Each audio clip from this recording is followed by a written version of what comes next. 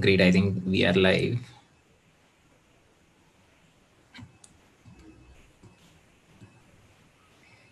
Yes.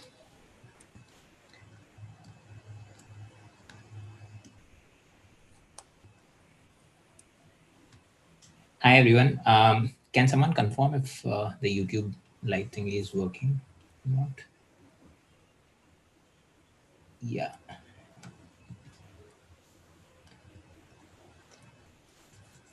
Yeah, it's working. Great. Perfect.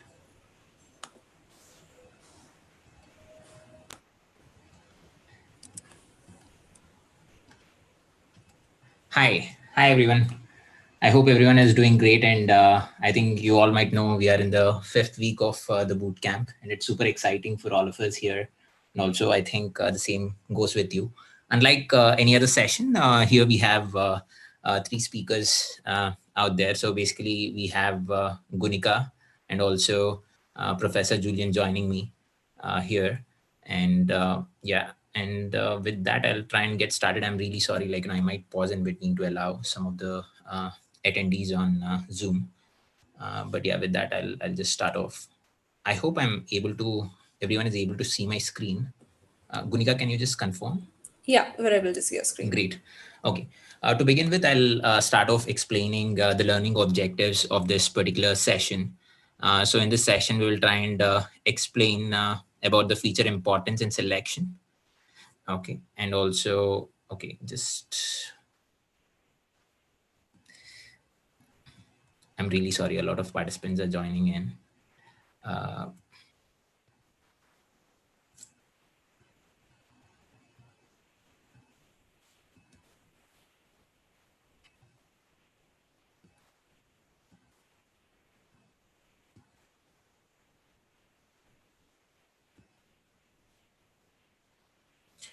okay.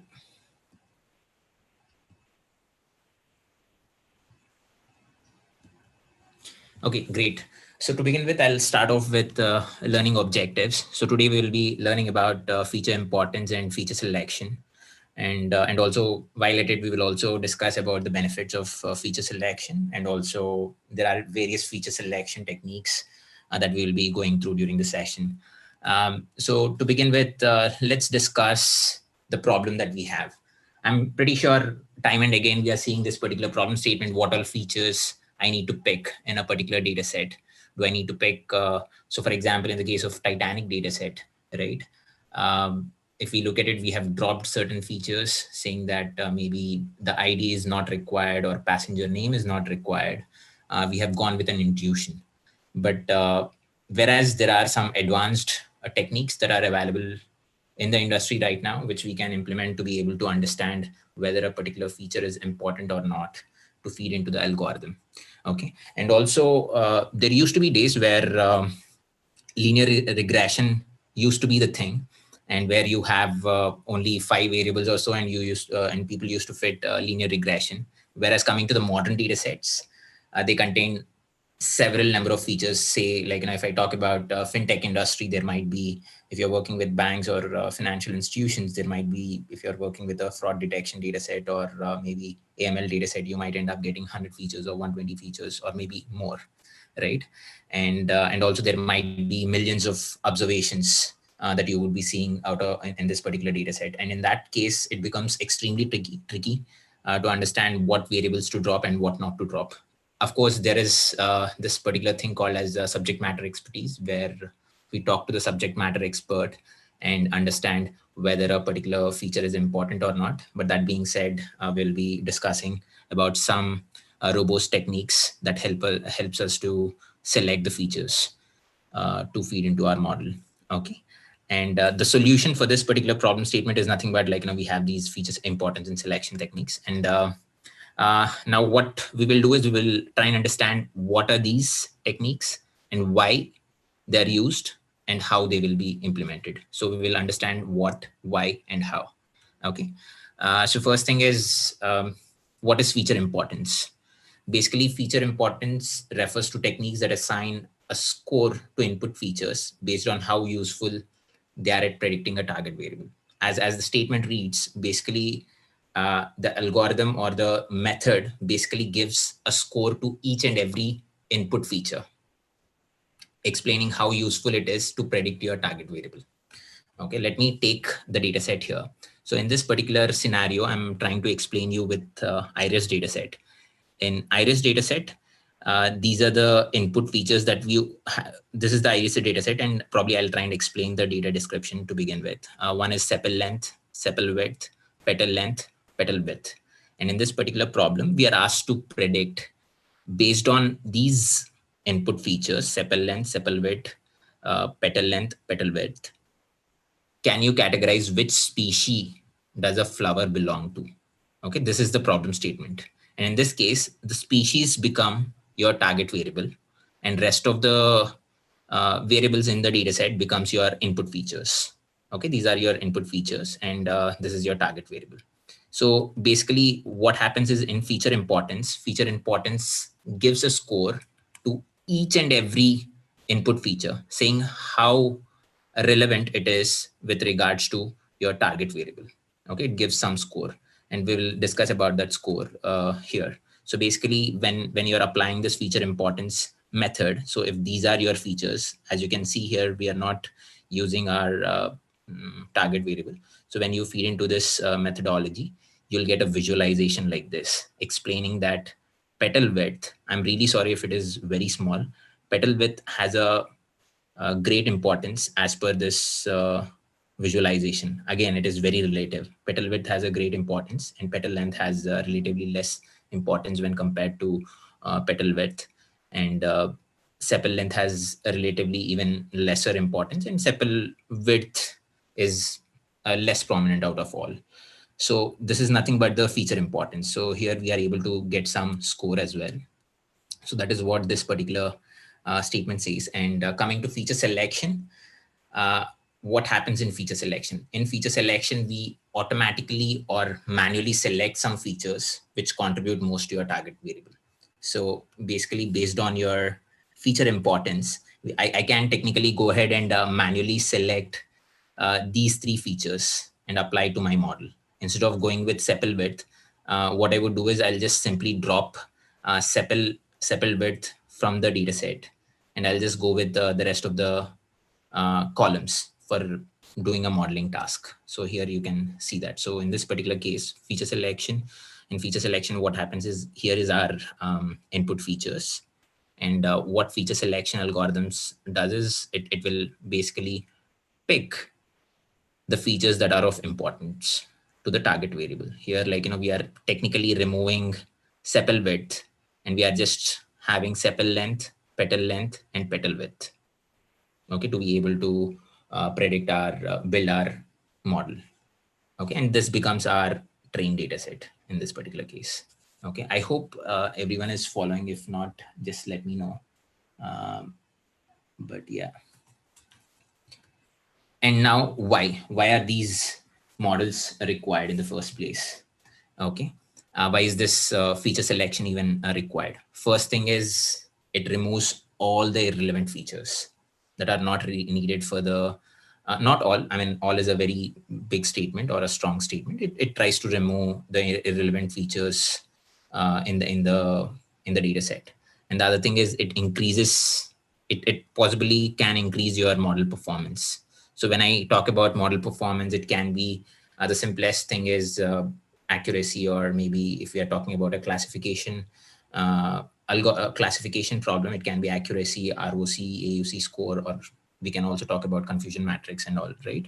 So we are talking about the performance might increase, and also it makes our training faster. Can anyone tell why it makes our training very quick in this particular case? Last thing is yeah, so okay, I'll try and check chat. Maybe can anyone tell why does the model training happen quickly, faster? Yeah, someone answered less features to calculate, Yes, and exactly. because of less number of features, data is reduced. Yeah, right. You're very correct in this particular case. Obviously, like, for example, if I take an example of a fraud detection data set or any other data set which might have 100 columns or 200 columns, and if I'm applying a feature selection technique, it might reduce the number of features to be trained.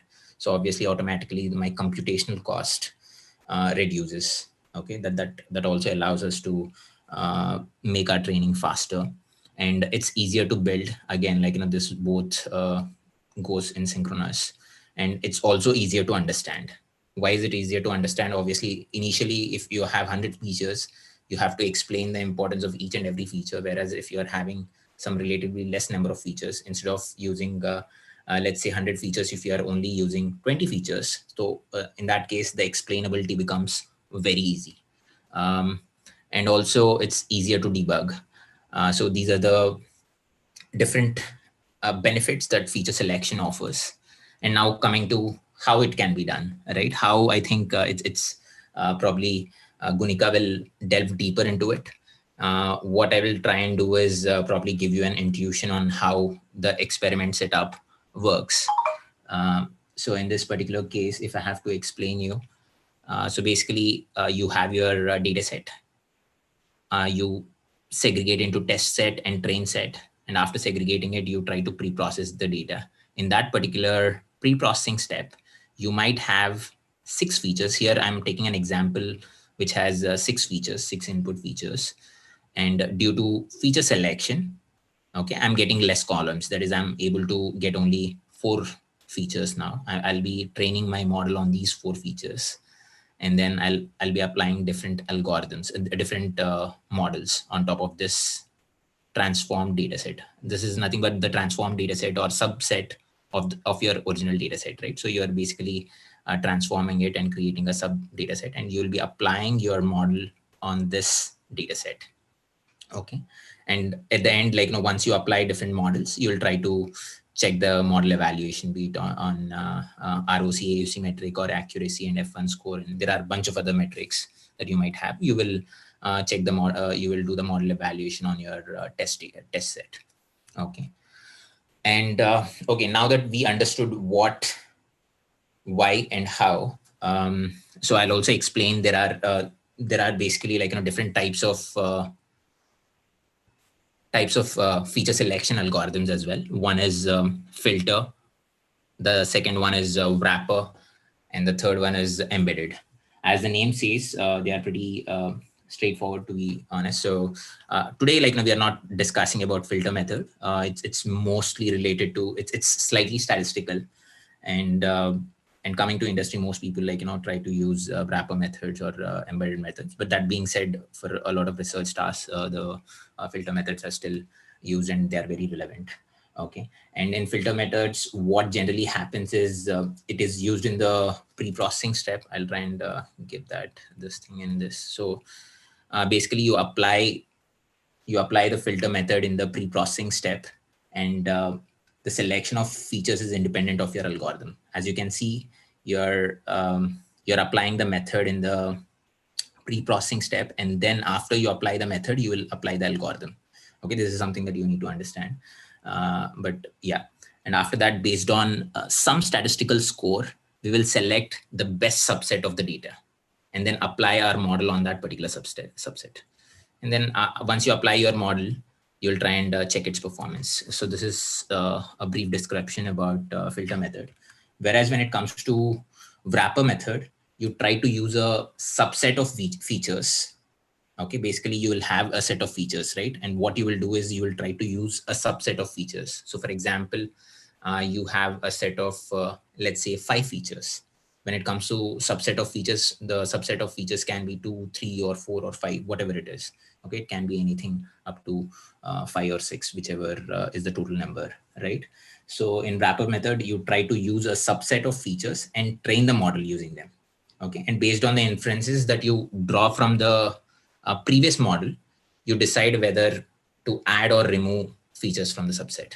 Okay, this is an iterative process. As you can see, you generate a subset, you apply on your algorithm, and then you check whether it is, you basically add or remove a particular feature based on some performance metrics. Okay, And then finally, once you finalize on your subset of the data, you do the final performance. Okay. So, and whereas coming to embedded technique, it is these algorithms have their own inbuilt feature selection. Okay. So it's similar to wrapper, whereas unlike wrapper, what happens in this case is you have your own inbuilt feature selection in your algorithm. And I think Gunika will explain those things from here on. Gunika, I think you can take over. Yeah. Yeah, I'll just share my screen first. Is it visible? Yes, it is visible. Yeah. Great. So now, like Chanukya has already explained the what and what why mostly, and we'll be talking about how. So coming to the feature selection techniques, so like the number of feature selection techniques that are present are extensive. Like there are so many that it's not possible to demonstrate all of them on one particular data set. Also, one very important disclaimer is that not all the techniques will give some performance improvements. Sometimes our objective is to instead reduce the dimension of our data to make our training quicker. And even if it happens at the cost of some reduction in performance, that's fine. Okay, so today we'll implement 4 techniques in the notebook and see how much improvement occurs by comparing each to a baseline model. So what a baseline model is basically a very basic model that, like, you usually create a logistic regression model or a random forest model, right? So that's exactly what baseline model is. A simple basic model that is implemented. So the 4 techniques that we'll be applying today are recursive feature elimination, feature importance using random forest classifier, Boruta, and XGBoost. So XGBoost is a slightly advanced technique, so we'll not delve into the exact implementation of it, but that is still provided in the notebook for you. But like XGBoost is very commonly used in data science competitions like Kaggle's and all to achieve great results. So let's start with the actual implementation. Yes. So the data set that we're using today is from the National Institute of Diabetes and Digestive and Kidney Diseases. So the objective of this data set is to basically determine if a person has diabetes or not. The features that are present are: first is pregnancy, which is the number of times the patient has been pregnant. Next is glucose, which is the plasma glucose concentration of a person. Next, we have the blood pressure, the skin fold thickness, the insulin level, the body mass index, the diabetes pedigree function. So, this function basically tells you the probability that you have diabetes on the basis of your family history. Then we have the age of the patient. And finally, our target variable is class, which is does a person have diabetes or not. 0 means it does not have diabetes, and 1 means it has diabetes. So there might be a lot of medical terms right now, and you might not be able to understand what each of them means. And it's not that required, but it's usually good to know what your data represents. So you can take the help of Google to understand exactly what each one of them represents. Okay, so the techniques that we've mentioned above can be applied to both regression and classification problems. So in this case, as we know, our target is to predict if a person has diabetes or not. So there are 2 classes, diabetes and not diabetes. So this is basically a classification problem. So we'll be applying all these feature selection techniques on the classification problem today. Great. Now, let's start with importing our packages as usual. First, we have our NumPy package for the array-related operations. Then we have pandas for CSV operations, and matplotlib and seaborn are used for visualization operations. We're also ignoring the warnings because they do not necessarily obstruct our training process or anything, so we can safely ignore them as well. So first step is to load the data.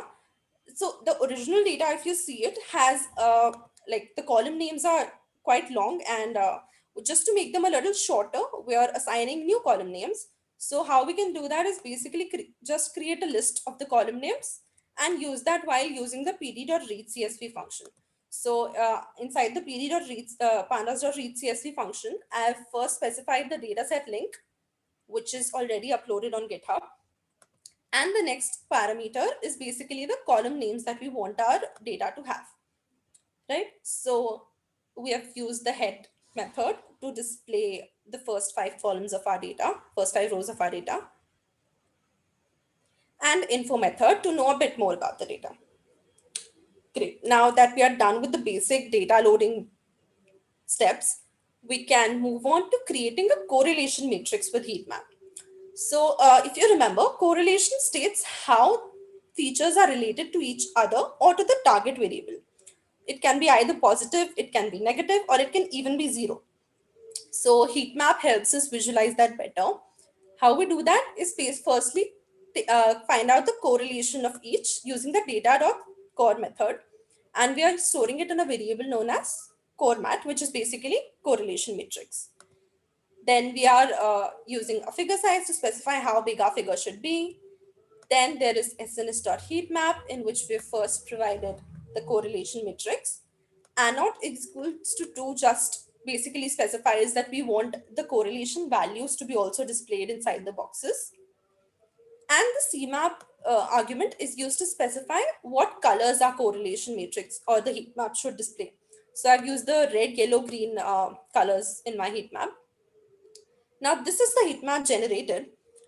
You can see that the target variable is class, right? So correlation matrix basically is displaying the correlation of each feature with itself or with other features. So obviously class will have the highest correlation with itself, so we can safely ignore that. So only the important bit in the correlation matrix is this particular triangle because it's symmetrical about the diagonal, right? So let's see. We can see that pregnancy has 0.22 correlation score with class, and the highest correlation actually is with glucose, which is 0.47. So we can see what all have high correlations, and BPNs can have very few correlations going into the third decimal places. So we can say that the 6 features apart from these two have the highest correlation with our target variable, which is the class. Right. So another thing we can also notice is that pregnancy and age have very high correlation, which is 0.54. Now, after observing the heat map, you might say, why not remove the irrelevant features just by looking at the heat map or with intuition? Actually, it's not advisable to be influenced by one's bias or intuition just by looking at the heat map. We need to have some automatic method by which we are given the features that have a high importance value with respect to a target variable. That's where all our feature selection or feature importance techniques come in. Okay, so first we've split the data into train and test. Our target is class, so we've used that in Y. And in X, we've dropped the class as usual, and we're using all the other features. Then we are splitting it into train and test set using the train test split function. We're specifying X, Y, the test size. So we're keeping the test size as 0.33. It means that 33% of our data will be used for testing. And the random state is 1. Great. Now, the basic steps that we'll follow in all the feature selection techniques is that we'll first train a baseline classifier. As I've first explained, baseline classifier is just a normal classifier that you are creating with either logistic, uh, regression, uh, random forest classifier in this case, or maybe any other classifier. It doesn't matter much. Then we'll identify the most important features using a feature selection technique. After that, we'll use only those identified features to create a new data set which will have only those features. So earlier, if we had about 8 features, maybe our new data set will contain only 3 or 4 features maybe. Then we'll train another classifier on our new data. And finally, we'll compare the accuracy of our full featured means the baseline classifier that is trained on all the features, to the accuracy of the limited feature classifier. Now, these might look like a lot of steps to consume, but you'll understand them more when we go into implementation. Let's start with the first technique. So the first technique is recursive feature elimination. What does recursive mean? Recursive is something that happens repeatedly. Okay, so recursive feature elimination works by repeatedly removing features and building a model on the feature that remain. So it basically removes the weakest feature at each step. So the example below uses recursive feature elimination on the logistic regression. First of all, we have created the logistic regression model. That was our first step. Train a baseline classifier. We are using logistic regression here. So we create that as we've been doing till now by importing logistic regression from sklearn linear model. We have stored that in a CLF LR variable, and we have trained that using the fit function on our X train and Y train, and we have stored that in a LR baseline model variable. Right? So our model baseline model has now been trained. We can find out how it performs so that we at least have a comparison. We can make some comparisons if we have improved our model's accuracy using the techniques or not.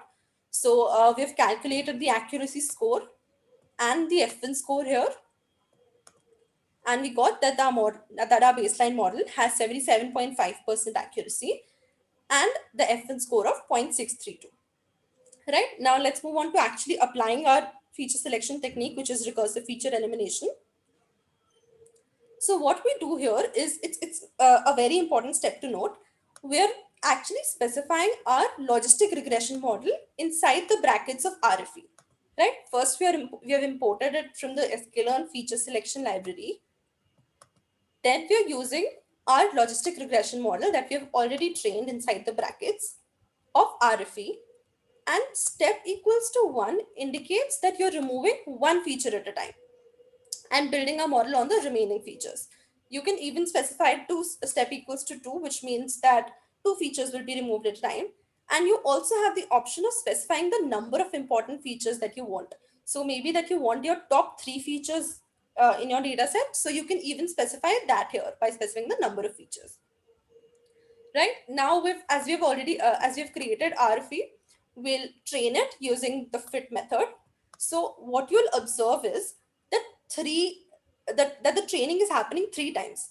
So first we have trained the basic logistic regression model, then we are using we're training the RFE on our X train and Y train. So this is basically the feature importance step. This will find out what the important features are. So fit.n features gives us that 4 features are important. Fit.support gives us true against the features that are the most important, that is rank 1, and false against the ones that are lesser important. And it also gives us a ranking. So right now we exactly don't know, these are basically the indices, right? So we don't know which feature has which index. Sorry. Yeah, so we'll actually represent it better in the form of a table. In this table, we can see that pregnancy, glucose, BMI, and peri have a rank of 1. So these are our top 4 important features. Next, we'll create a new subset of the data with only the selected features. So our selected features in this case are these 4. So these 4 will be used in our new data set. So how we do that is using the dot transform method. We use RFE that we just trained, and we use dot transform here, and inside we specify the X train. And again, we do the same on the test data set. So it is really important to note that you transform the test and the train data separately. Okay, now this is the final training step. As I told, there will be 3 training steps. So this is the final one. We are using CLF LR, which was our initial baseline model. Then we are using the fit function, and we are inputting the new important features dataset. As you observe, this is the X-train RFE, which was a transformed feature. So I'll go over it again because this step might be a little confusing.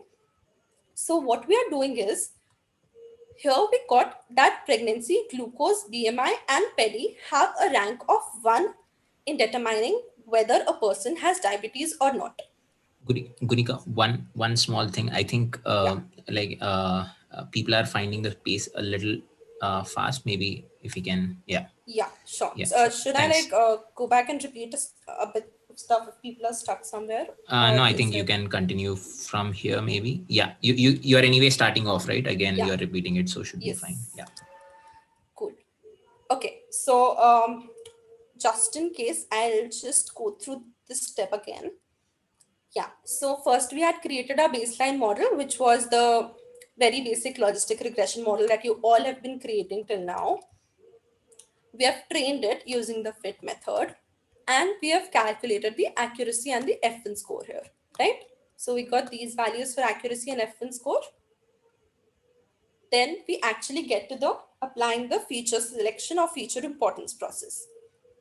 So here we are using recursive feature elimination that we first import.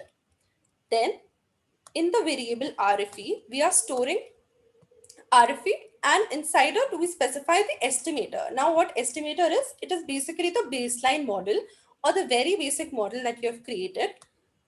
Remember that we stored it in the CLF LR variable, and along with it we specify the step. Now step is basically the number of features that you want to remove at a time. You can even specify greater number of steps if you want more number of features to be removed at each step. Along with it, you can also specify the number of features that you want to take out from your data set. So for example, like if you want the top three important features, you can specify number of features equals 3 here to get the three important features. Right? Now that we have created RFE, we'll train that using the X train and Y train arguments. These are the same as what you use to create your basic logistic regression model.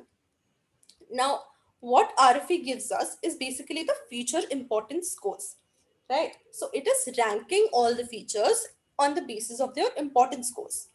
So we get to know that there are four important features as selected by RFE, and the important features which have the highest rank or the highest scores are given true in the fit.support list that we obtain.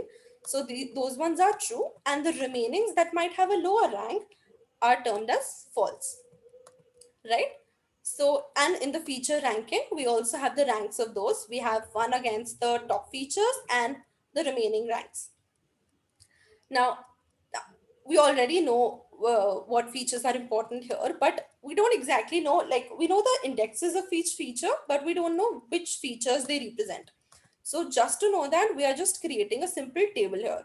You don't need to worry over what this code is. It's just a better representation of this. So here we in the table we know that these four features are the most important and they have a rank of 1, which is pregnancy, glucose, BMI, and pedi. Okay, now what do we have? We have four important features that have been derived from the recursive feature elimination technique. The next thing that we are doing is we are creating a subset of the data. So our existing data contains 8 features, right?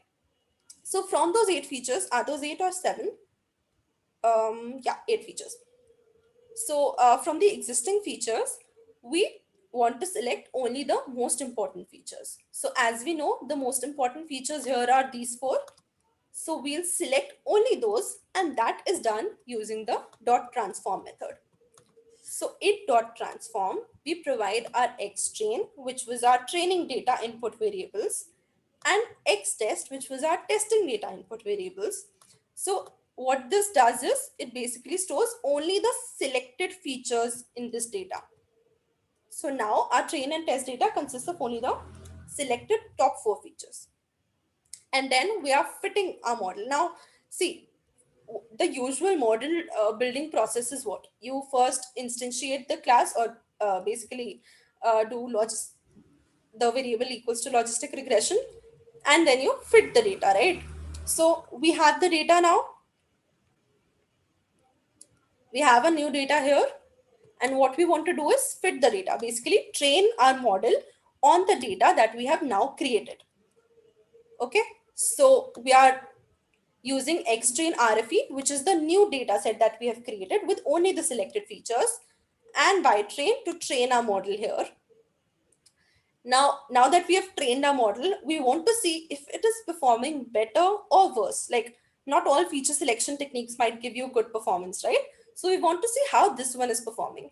So we got to know that this one gives us an accuracy of 78.3% and an F1 score of 63.57, 0.635. So if you remember, the initial accuracy was 77.5. So we have an improvement over there, 78.3. And we also have an improvement over the F1 score, which was initially 0.6322 and now is 0.6357. Yeah, so we have observed that both the accuracy and the F1 score have improved by using the feature selection technique. Now, going over to the next feature selection technique, which is calculating feature importance using random forest.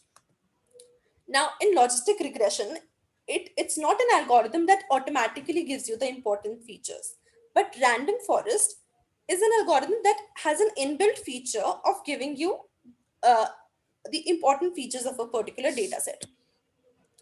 Right. So let's start with creating a basic random forest classifier, which is our baseline model. We've provided the arguments n estimators here. So n estimators are nothing but the number of trees in the forest.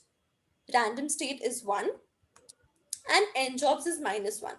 Now n jobs -1 is just that we used all the processors that are available for training our model. Okay, now the same model building steps that we have been using till now, we have created our class variable, the random forest classifier, and we now want to train it using the fit method. So we'll use xtrain and ytrain in that. And finally, we are plotting feature importance graphs. Now you might remember that Chanukya showed a similar graph for the iris dataset. So we are plotting just that kind of graph. In this, we can see that glucose, BMI, like glucose has the highest score, then comes BMI, then age, then peri, and the rest. And like if you add those up, you'll see that only the top four features constitute of about 67.8% importance, which is a huge amount actually, right? Like out of the eight features, if only four are giving you 67, about 68% importance, then probably we can pick those four. Okay, so now we'll identify and select the most important features. How we do that is using select from model. So in logistic regression, there was no inbuilt feature of automatically telling the importance scores. So we used the recursive feature elimination technique there. But here we already, the random forest classifier is telling us that these are the important features. So we only need to select those important features here. So we do that using select from model and we provide a random forest classifier inside it. Similar to what we did in recursive feature elimination. Now you can also specify the threshold, like this thread this we have all the scores of all the features here. So you can see that the top four features actually have a score of greater than 0.13, you can say.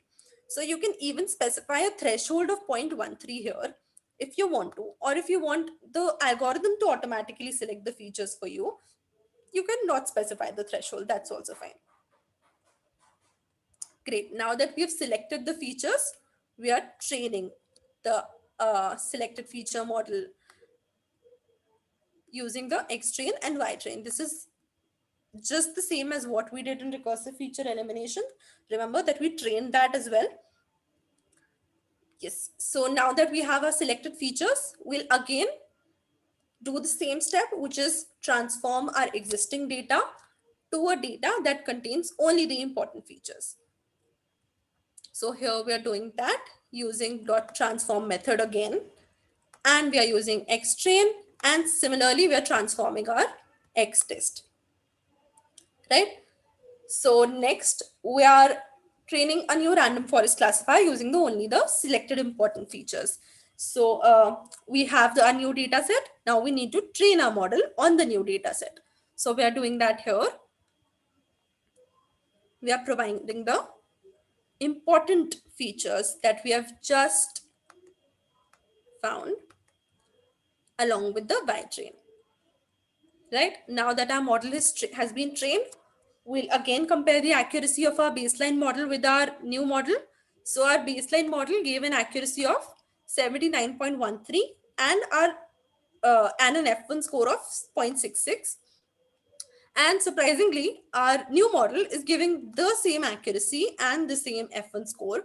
So we have actually reduced the number of features from 8 to 4 without any decrease in accuracy and F1 score.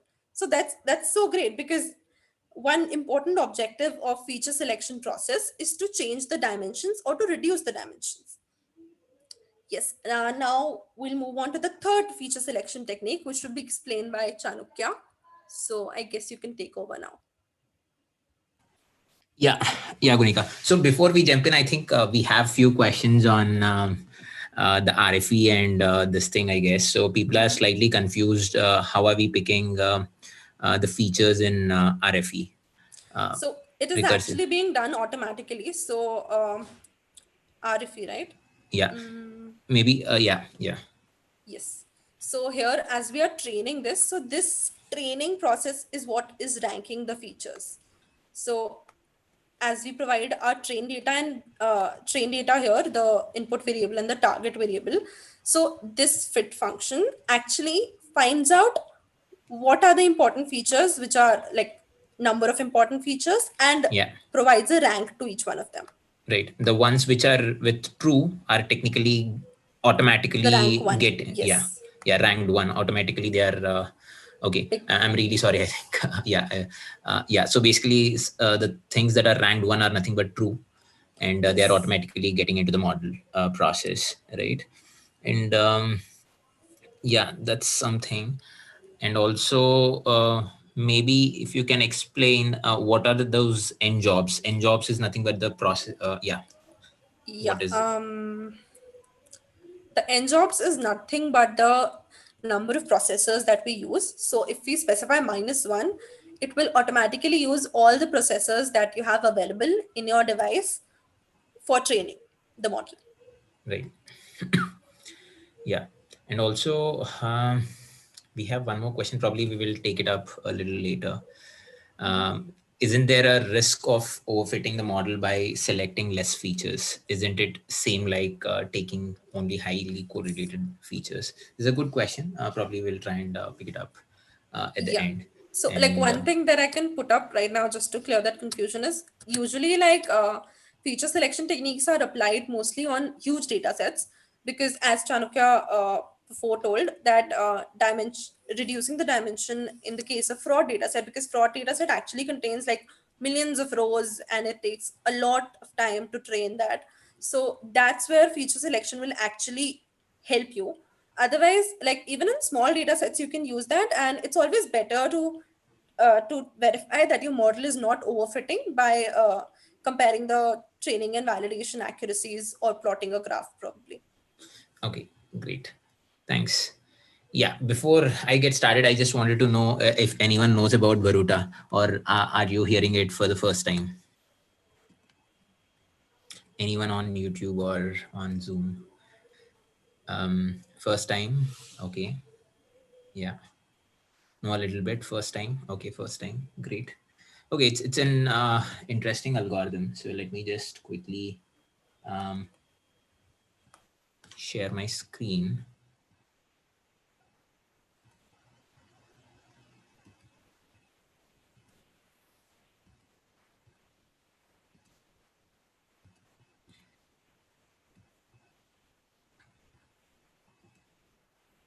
Yeah, I hope everyone is able to see the screen.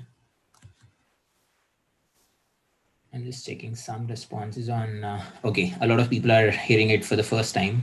Cool, great. That makes it even more exciting. Well, it's a wrapper method. Okay, don't get into the technicalities of filter, wrapper, or embedded. I mean, those are pretty simple, and you can learn about these jargons at a later stage. That is something that can be done. And coming to Boruta, it's just to give you some introduction, right?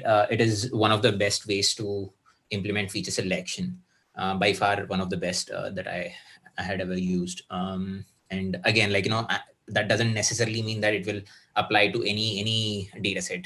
Again, it solely depends on the nature of the data set and a bunch of other things. And I think a lot of people end up use Boruta for feature selection, especially while working with huge databases and all.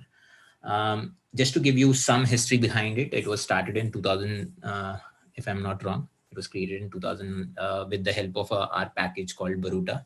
It was initially the R community adapted it, and later on, I think we got a version of Python. So yes, I mean, I think in terms of the graphs and all, R offers a bit more visually pleasing graphs when it comes to Boruta process. That's some information for you all. And as the definition says, it follows an all relevant feature selection method. What does it mean exactly? So basically, it captures all the features which are in some way or the other related to the variable. Okay, as you can see, let me just specify this all relevant feature selection method. So it tries to capture all the information of all the features which are in some way or the other related to your target variable. Okay, to explain this, I have picked a small data set. So these are your input features, and this is your target feature, target variable, right? So technically, what it says is it is taking into consideration of all the relevant information. I mean, basically, it captures all features which are in some way or the other relevant to your target variable. Okay, and also if we look at the traditional algorithms that we have learned so far, most of the traditional feature selection algorithms follow a minimal optimal method where they rely on a small subset of features which yields a minimal error on the chosen classifier. So basically you might be applying some model in it, right? So it tries to like for example in RFE we were taking accuracy as a parameter. So if the accuracy is better, then I think that's how the subset of features are created. Okay, whereas in this case it goes slightly different. So let's see what happens exactly in Boruta. So initially you have an input, you have a data set like this, and let me explain the data set here. You might have some input features, let's say age, height, weight, and your target variable is income. So basically based on these three variables, you're trying to predict your income. So based on your age, height, and weight, you're trying to predict what your income would be. Okay, this is a toy data set. Okay, don't get into the specifics of it. Of course, I mean, it doesn't make sense if we look at it technically, age, height, and weight. Let's see what happens, what Boruta does. Okay, whenever you have your input features, so these are your input features and this is your target variable.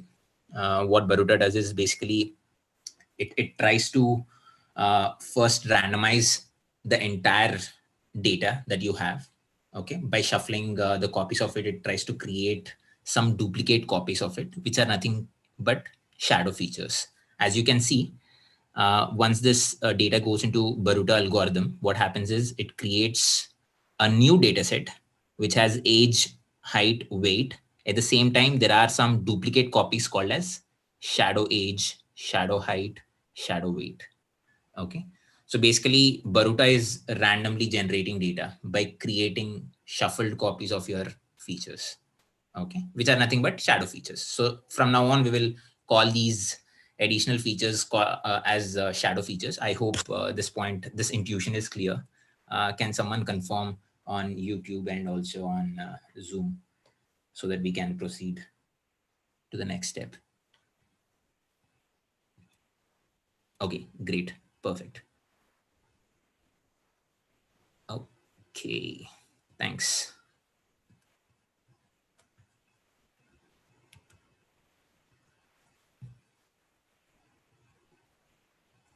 Okay, I was just checking on YouTube, but I think we are not seeing any responses on YouTube, but that should be fine, I guess. Yeah. So what next? Now, what happens is now that you have your features and also shadow features, what Boruta does is it combines both of them, your features and shadow features. And then it trains your random forest classifier on the new data set. Okay, so your new data set is nothing but a combination of your original features and also your shadow features. Okay, now you're applying the random classifier on this entire data set to get your feature importance and understand which feature stands where. Okay, let's imagine like, this is one iteration that we are doing. As we can see, this is the feature importance percentage. For age, it is 39%. I'm really sorry if it is very small. Let me just check if I can do something about it here. Uh,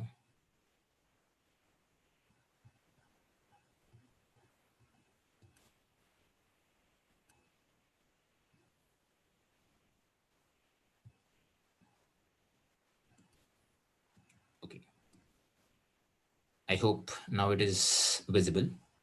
Okay, so as we can see, so this is our new data set, which has our original features and also the shadow features, which we generated from Boruta. And what happens is Boruta basically, it applies a random forest classifier and it gives us the feature importance. Okay, feature importance percentage. For age, it is 39%. For height, it is 19. For weight, it is so much. And also for shadow features, it also gives the percentage of feature importance. Okay. And now, yeah, there is some magical score called as uh, called as Z score. And after every iteration, what happens is Baruta compares the Z scores of shadow features and original features to see if original features are performing better than shadow features or not. So in this case, as we can see, uh, the shadow feature of age is performing better. Sorry, the original variable of age is performing better than the shadow feature. Okay, because 39% feature importance and here age is 11%. And in the second case, uh, the original feature height is performing better. It has 19%, whereas the shadow feature is not performing better. And in the third case, in the third feature, as we can see, weight is underperforming when compared to shadow. Okay, so we technically remove weight. Okay, this is for one iteration. Okay, this is for one run. Obviously, Baruta doesn't stop with one run. I mean, like, it takes different, I mean, like, it undergoes through a number of iterations to be able to identify whether a particular feature should be removed or not based on this criteria. Okay, always remember this. At every iteration, it basically compares, Baruta compares the Z score of original features with the shadow features. And if original feature is performing better, then the algorithm will mark it as important. Okay. Okay. I hope, do we have some questions? Yeah, they're basically, as I said, okay, someone is asking, are shadow features generated randomly or shuffled from original age feature? So when it comes to generating this data set, right? Yes, I mean, like, Baruta basically randomizes the given data set by creating shuffled copies. Yes, it is shuffling the entire age thing and creating a synthetic data called as shadow age. Okay. And right now, as we can see, like, we are making a comparison with our original features with shadow features. And if our original features are performing better, then we claim or we say that, okay, it means something to our feature selection. It means that age is important and also height is important in this particular iteration because age and height are performing better in this particular case. Okay, so this is what Baruta does. And finally, the algorithm stops either when all the features get confirmed or rejected, or it reaches a specified limit of random forest. Okay, so that's how it's a iterative process, right? This entire process happens in an iterative way. And basically, Baruta and random forest classifier is applied in this process. I hope the intuition is clear. Now, what we will do is we'll try and understand how to apply this. Okay. So as you can see, okay, here also we have written, unlike other techniques that select small set of features to minimize the error, Baruta tries to capture all the important and interesting features you might have in your data set with respect to the target variable. So this is the standout thing when it comes to Boruta. Yeah. And also, in essence, if we look at it, the algorithm is trying to validate the entire importance of feature by comparing with the random shuffled copies, right? Which are nothing but the shadow features, which kind of increases the robustness also. So this is done by simply comparing the performance of shadow features with the original features. And Baruta basically uses some distribution called as binomial distribution. I'm not getting into the math part of it, but I hope you were able to understand the intuition behind Baruta. Okay. And now coming to how to implement Baruta, right? We need to install this particular library called as Baruta. Okay. And as Gunnika has already explained, okay, these three steps can be ignored because we have already run them earlier. So first thing is technically, like, we have to train our random classifier. We have to build a baseline model. So here, that's what we are trying to do. So we are creating an object forest and trying to create our random classifier thing. And jobs is equals to -1 maximum. Here we are passing some arguments or parameters. And jobs, I hope, like, we have already discussed about it. Maximum depth is the tree depth, and random state in order to in order to reproduce our results, we use random state.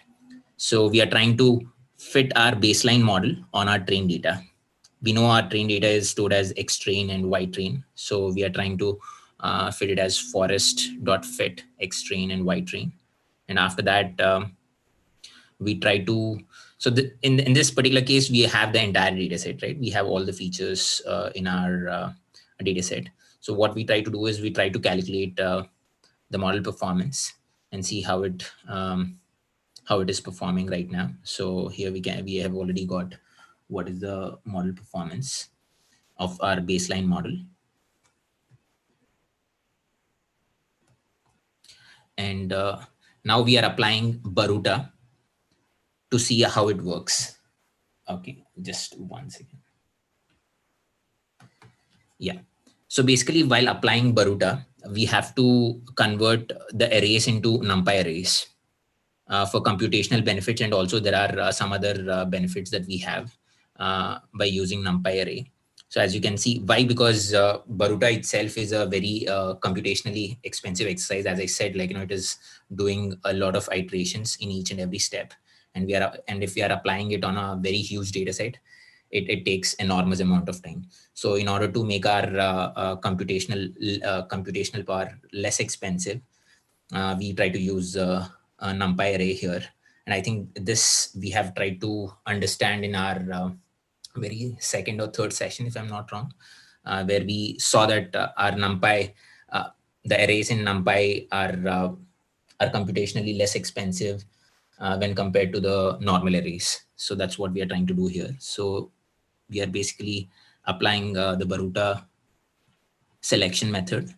So as we can see here, we are calling our baseline model inside the Baruta function, and we are also passing this argument called as an estimators, which we have set it as auto, and verbose is equals to 2 means, like, you'll be able to, this I think Julian has explained in the last live doubt clearing session, where you'll be able to get the result in a it has more to do with the visualization of your output.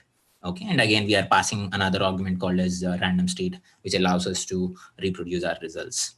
Okay, now we try to fit our model. Basically, as you can see, we are fitting it on our train and test data set using the NumPy array. This is the only difference that we have from the rest of the algorithms that we have used. Okay, and we try to check what happens. So this is where, as you can see, like, this is what I was trying to explain in this particular process, where in each and every step, it tries to, in this particular iteration, it says confirmed as 0, tentative are 8, rejected 0. Okay, these are the three results that it gives in each and every iteration. What does conform means? Conform means that, okay, these are the conformed features that we need to keep. So in the first iteration, Baruta says that there are 0 conformed features. Okay. However, in tentative list, it has kept as 8 and rejected 0. Again, as we move along the output, okay, somewhere it should change, right? In this particular step, in this iteration, okay, it is not changing at all. Let's go a little further. In 12th iteration, as we can see, there are 4 conformed features and 3 tentative, rejected 1. So in this particular step, it has confirmed that, okay, I have picked 4 features which are important for the modeling process, and you should pick that. And I'm still, the model is telling us that I'm still tentatively checking on the rest of the 3 features. However, I have rejected 1. Okay, 1 is rejected. So likewise, in each and every iteration, as we can see, it has undergone 100 iterations. So this is the entire output. I'm really sorry for scrolling down very quickly. So after 100 iterations, this is the final result that we got in the 100th iteration. It confirmed 5 features. Okay, basically it automatically selects those 5 features based on the processing it has done. And tentative are 0, rejected are 2. So basically we have to remove only 2 features from this process. Okay. Now what happens is, now that we have run Baruta, okay, first thing is we have fit our baseline model. Second thing is we have run Baruta. And now we need to select the important features based on the results that are produced from the Baruta step, right? That's where we select the features. I think this was already explained by Gunnika, so I'm simply skipping this. So here we can see that number of significant features are 5. So we'll be selecting these 5 features. So whichever is ranked as 1 will be taken into our model automatically. Okay. And we can also visualize the performance by applying this particular piece of code, which we have already explained. So you can see it here. Now we need to create a new data set, right? Out of from feature selection, what we will do is we will basically create new train and test data set by selecting only those features which are important as per Baruta. Okay. So one second. Yeah. Yeah. As we can see, we are using X important train. We are only picking the important features from the Baruta step, and we are transforming it by using NP array. Okay. Again, NP array, we already spoke about it, why it is used. It's not just about the computational thing. There are other benefits too. And now we create a random forest classifier on top of our transform dataset. Okay. As you can see, we are calling a object here where we are again passing some set of arguments, n estimators, random state, and n jobs. Okay, and we are calling it as RF important. RF important is nothing but, I mean, you can call any different object. You can name your own for that matter. So RF here stands for random forest and important features. That's the mnemonic that we have put, but you can feel free to call it as A, B, or C, whatever it is. Okay. And now we are trying to fit it on our transformed features. That is nothing but X important train, and then yeah, and also Y train. Now after that, we are trying to compare the models with and without feature selection. Okay, here we are trying to compare if Baruta if the feature selection is really helping us or not. So this is what we are able to see. So basically, after checking the model performance, these are the results of Baruta model. So accuracy is 0.77, whereas F1 score is 0.658. As you can see, accuracy is not that great when compared to the baseline model, because baseline model had 0.78. Whereas F1 score has improved a bit. Okay, it is not necessary that always the model performance would increase. It's very subjective to the nature of the data, and also when we are dealing with data sets in the industry, we end up using different model evaluation metrics. Unlike accuracy, we would probably be using AUC, ROC, or maybe some other metric. So those are usually the best practices. With that, I think I'm pretty much done with explaining Boruta. We are open to questions now. I hope the intuition was clear. If not, we'll try and take it up. But that's pretty much from our end. Any Yeah. questions? A few people were confused about the Z score that you talked about. So maybe you Oh, can yeah, elaborate a bit. sure. So basically, Z score. Okay, I'm not getting into the statistical part of it. So what happens is, if we look at this thing, right?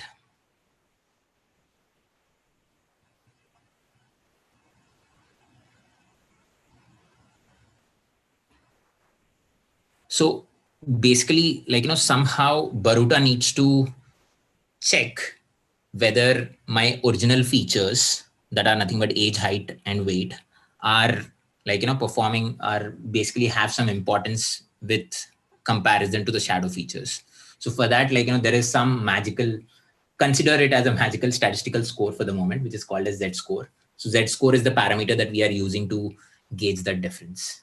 Okay. And if the Z score is higher for the original variables, that means that we will let that variable remain. And that's how we are able to get this feature importance percentage, right? So as you can see, like, there is this feature importance percentage. And for age, okay, let me just,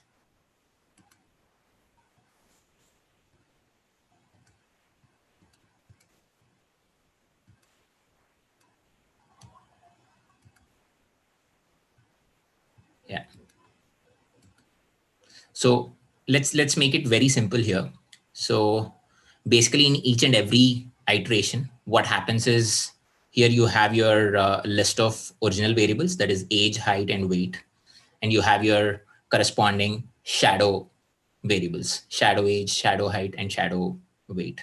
Okay. So what happens is Baruta tries to give this feature importance metric. And as you can see, for age, it is 39. For height, it is 19. For weight, it is 8. Okay. And there is something called as hit, as you can see, 1. Okay.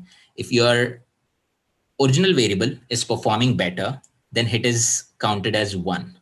If it is not performing better, it is given as 0. How are we even doing? We are comparing age. As you can see here, we are comparing age with shadow age. Here, age has a feature importance of 39, whereas shadow age has a feature importance of 11. So 39 is greater than 11. That means that Baruta says us that, okay, age is important, so let's keep it. Okay. Similarly, it talks about height. Height, again, it compares the feature importance percentage, that is 19 with 14. Here, 19 is greater than 14, so it retains height. Similarly, it goes to the third variable, that is weight. Okay. In weight, as you can see, 8 is less than 9. So it automatically drops weight. Okay. When I say drop, it doesn't just drop in this particular step. Basically, for this particular iteration, it drops. Similarly, it iterates several times to confirm whether it needs to drop weight or not. Okay. For that matter, any feature. Okay. So it undergoes through n number of iterations. So that's where Z score, and also there is this distribution called as binomial distribution, which is also used to be able to compare the differences. Okay. But right now, I think it would be slightly overwhelming for you to get into the statistical part of it. What we can do is we can try and give a nice documentation around it that is intuitive. And yeah, we will soon share that. But I hope you were able to understand the intuition. I think this clearly explains what it is. But if you have any questions on this intuition, I would be happy to address. Yes. Um, yeah, someone asked if Z score is calculated from the shuffle data table or table with importance percentage. Okay, I think Z scores are calculated after shuffling. Mm-hmm. Okay. And okay, so grid search is used to further improve your model. So should it be used after creating the models with selected features or before? Mm, sorry, come again. I think we Yeah. should also pull in Julian, maybe. I'm really sorry. I think, Julian, can you unmute yourself?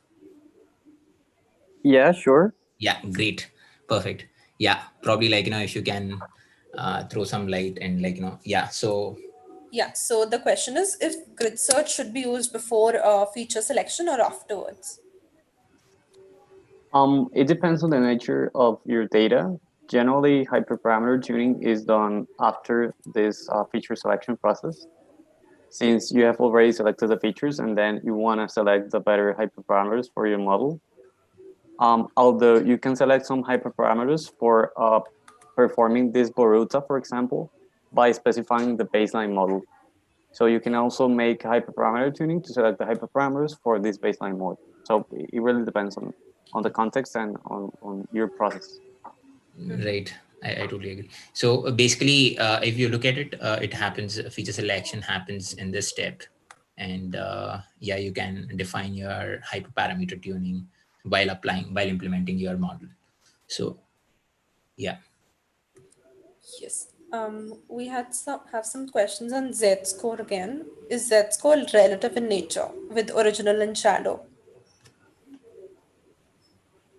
Mm, yes, yeah. I mean, it basically compares the Z-scores of shadow features and original features to see if original features are performing better than shadow features or not. It is relative between them. Yeah. Um, okay. Someone requested if Julian can repeat the grid score before or after feature selection part. All right. So generally, you are performing this feature selection in order to decrease the dimensionality of all the features.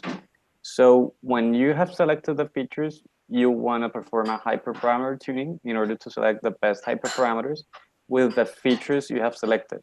So the hyperparameter tuning process will be after this feature selection process generally.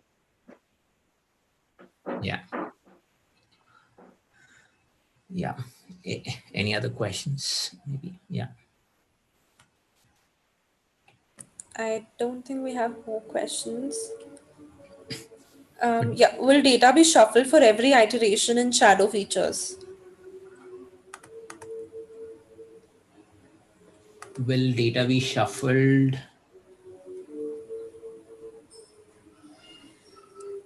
For Sorry, come every again. yeah, will data be shuffled for every iteration in shadow features? Uh, Even I'm not very certain about this, but Julian, do you have any idea around it? Can you repeat the question, please? Yeah, so the question is, will data be shuffled for every iteration in the shadow features? The data will be shuffled once, and then the algorithm will start comparing the z-scores and making variations. Okay, I think that's it for the questions. But I think if I'm not wrong, they're asking if in each and every iteration will the data be changed. Is that the question? Yeah, will it be shuffled? Yes. Yeah, I think I mean, like, you freeze the data and then you carry on, I guess, as Julian mentioned. Yeah. Yeah, yeah, because if you shuffle the Yeah. data all the time, then it will be very difficult to compare at every iteration. So the Yeah. data will be changing. So you have to Right. freeze and then to compare the z-scores against the original ones. Yeah, yeah, I agree. Otherwise, like, in each and every step, you kind of end up creating a new data set, and Yeah. which may not give you a relative comparison among the iterations. So yeah, I think. Yeah. Also, like, there is some how exactly are shadow features helping the logic? I think like we can provide a good article around it. There's no need to tell like into the depth of it right now, but Yeah, sure. and yes. and and also I think mm, okay, I can try and address that, but before that, I think someone asked if they can explain uh, how does the entire shadow feature thing works, right? I'll try and address that. So as we can see, okay, I'm really sorry for skipping it very quickly. um, as you see here, like, we have a data set which has input features as age, height, and weight. and target variable as income. So in this particular problem statement, we have to predict income. Okay, our target variable is income, and we have to predict income based on these three features: age, height, and weight. Okay, so this is the problem statement. Now, when we go ahead, okay, I'm not even talking about the EDA and data pre-processing, but if we specifically speak about the feature selection, and if we are talking about how Boruta works here, so you have your input features here. Okay, what Boruta does is it tries to create some random duplicate copies of these variables called as shadow features. As you can see, we have age, height, weight. And what Boruta is doing is it is creating additional variables called as shadow age, shadow height, shadow weight. Okay. And now this becomes our X train, X Boruta basically. And with this data set, we try to apply the feature selection. I mean, we try to apply a random forest classifier here. It is nothing but like, Boruta feature selection technique, and Boruta uses a random forest. So what happens is once we pick this particular data set and apply the feature selection algorithm, it tries to give you the feature importance percentage of your original variables and also the shadow features. Okay, this is what Boruta does. And now in this particular iteration, what's happening is Boruta is selecting age and height because age and height feature importance is greater than the original variables feature importance are higher than the shadow features. As you can see, age has 39 here as feature importance percentage, whereas shadow age has 11. So this means that your age variable is important. Similarly, if we look at height, height has 19, whereas shadow height has 14. Again, it clearly specifies that 19 is greater than 14. That's the reason the algorithm is retaining these two features in this particular step, in this particular iteration. Similarly, it runs through several iterations and selects the best.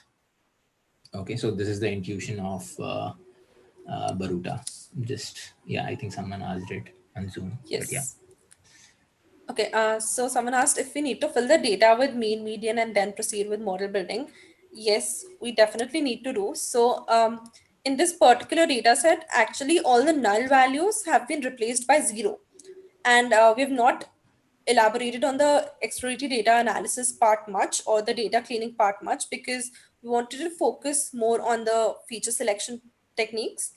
And it's actually a task for you all to apply the exploratory data analysis and the data cleaning part, like replacing the zeros with mean or median, whatever is more suitable, and see if the accuracy improves more. Right. I think also someone asked what is the difference between RFE and stepwise backward and forward, I guess, forward selection. Maybe Julian, if you can explain that, that would be great. Or do you think it would be slightly out of scope at this point in time? I guess it's going to be out of the scope on this session. Yeah, sure. No problem. Yeah. Again, there will be some more metrics like AIC and all, like, which will be slightly statistical. But I think this should be, yeah. Are there any other questions, or you're pretty much good to go? There are a few questions in the shadow thing again. I don't know if that was before it was covered or afterwards. So how does it create the shadow data set? Any baseline to the shadow feature creation? Like, hasn't been resolved, Shatakshi? Can you let us know? Or shall we talk about it again? Yeah, so basically, if we look at it, how are we creating it, right? I can share a small article around this, okay, where it was implemented right from scratch. Okay, I'll try and do that. But as you can look into the code, it is happening in basically. Are you able to see my screen? Have I still shared my screen? Yes, we are able to see. Okay, cool. So basically, it happens in this particular step.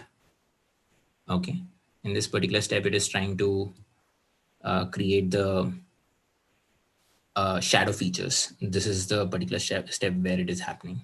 Okay, where you apply the Boruta algorithm and your shadow features are created, and then you're trying to through these iterations, you're confirming, okay, these 5 features are the important features out of this process. So this is the step where it is happening. And what I can do is, like, there is a nice article on implementing it from scratch without even using these direct functions.